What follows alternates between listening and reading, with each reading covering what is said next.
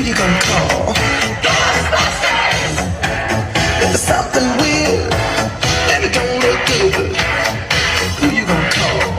Ghostbusters! Good luck. All right. Welcome to a very special day for Jamestown, but a very important and special day for comedy. Before we get started, I want to take a moment to acknowledge some important people in comedy who are here with us right now. I'd like to welcome Jerry Hamza, longtime manager of George Carlin. The recently paroled, that's how he wanted to be introduced, thanks for the material, Marshall Burrell, nephew of the comedy great Milton Berle. An incredible contributor to comedy in so many ways, Mr. Paul Provenza.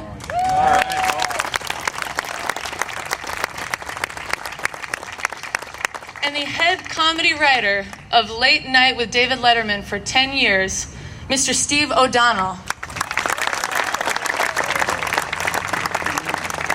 For more than 20 years, we've welcomed visitors from around the world to cherish her legacy, but that was not her vision.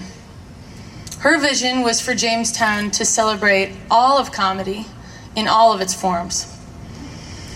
In addition to experience being the stewards of that legacy, we have experienced presenting the greatest comedy legends the world knows, including Mr. Jerry Seinfeld performing here tonight.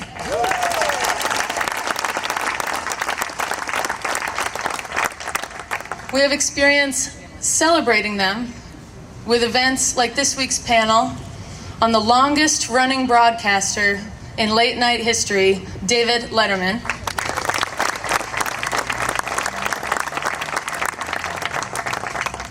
Or last night's incredible roundtable with the families of George Carlin, Harold Ramis, and Joan Rivers.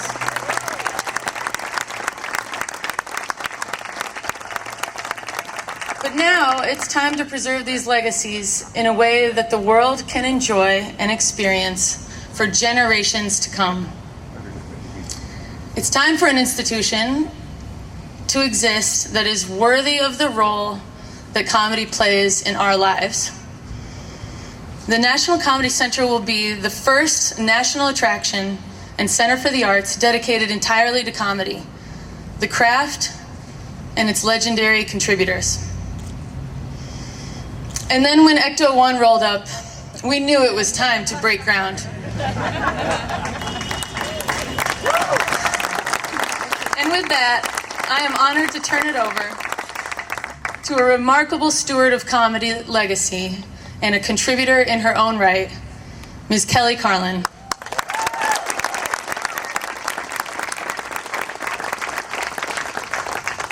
Thank you, Journey, and thank you everyone on the board of the National Comedy Center and Jamestown. You guys are awesome. You guys rock. I've had a great week here, so thank you for welcoming me so much. I just wanted to say a few words. I'm very, very happy to be here today. Comedy is just slightly important to me. Not only does it make me happy and laugh when someone gets a pie in the face or tells a silly fart joke, but it also makes me think differently about the world. Comedy is our most important mirror. It allows us to look at ourselves from different lenses, and although my dad loved slapstick and told very funny, goofy fart jokes, he also took his sharp knife of a mind and sliced open every aspect of our culture to reveal our unconscious biases and assumptions.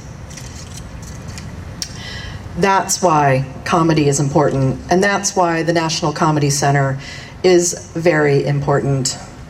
It will be here to entertain generations by exposing them to the great TV, film, stand-up, sketch artists, writers, and it'll be here to explore the art of comedy. And of course, to honor all the groundbreakers and the revolutionaries of our culture, the great comedic minds. That's it. I'm just so honored to be here, and thank you all for doing this, and I can't wait to come back and see the actual building. Thank you. I'm honored to introduce the family of a man who is considered to be one of the most widely influential comedy writer-directors of all time, Harold Ramis. And welcome to the podium, Julian Ramis and Violet Steele, along with Little Harold.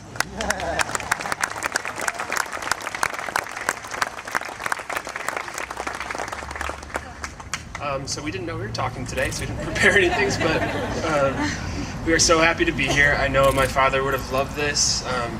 He, just comedy was everything to him. It defined who he was, and it defined who we are, and the fact that we're going to have a place to explore that and remember the greats, long after they've been forgotten in the culture at large is so special. So thank you for having us, and we're honored to be here.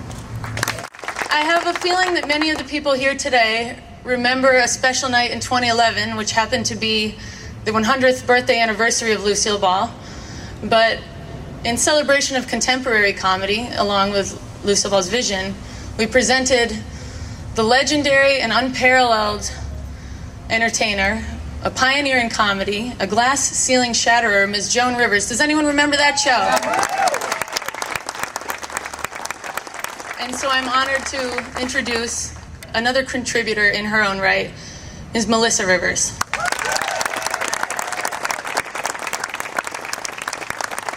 Yes, and now for the deep dive into the shallow end of the pool. My mother would be so touched and honored to be part of the National Comedy Center. She'd be a little confused as to why, because she never thought of herself as a legend or a trailblazer or anything like that. She always just went by funny is funny.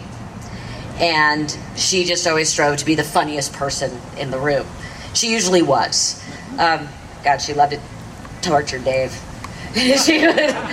I'm so sorry for all of that. Like when she brought my dad's ashes and threw them on the desk, just to get a rise out of David. But thank you so much for including her in this. It's been a rocky 10 months, and it's very overwhelming and humbling for Cooper and I to know the impact she had. She would be shocked, and I'm just going to end with what she would probably say.